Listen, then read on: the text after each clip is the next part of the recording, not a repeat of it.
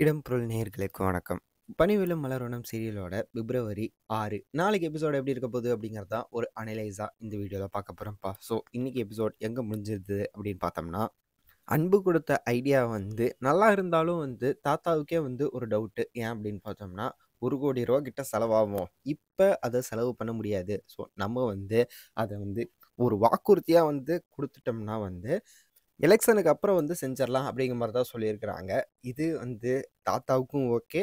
And கதிருக்கும் okay. ஆனா வீட்ல இருக்கிற மத்தவங்களுக்குலாம் வந்து ஓகே இல்ல அப்படிங்கிற மாரி இருக்கு. ஸோ இதெல்லாம் செய்வாங்களான்னா, கண்டிப்பா செய்ய தான் போறாங்க. ஏன்னா கதிர் செய்ய வைக்க போறான்.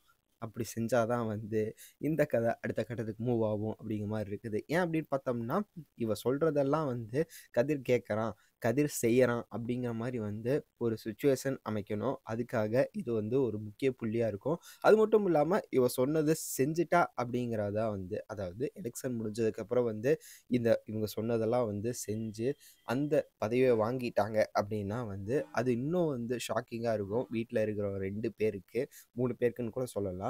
ஸோ, அதெல்லாம் வந்து நடக்கணும் அப்படின்னு பார்த்தோம்னா, இவ சொல்றத செய்யணும் அப்படிங்கிறது தான். அடுத்தடுத்த எபிசோட் இப்படிதான் மூவ் ஆக போகுது. ஸோ, வெயிட் பண்ணி பார்க்கலாம்ப்பா. என்ன நடக்க போகுது?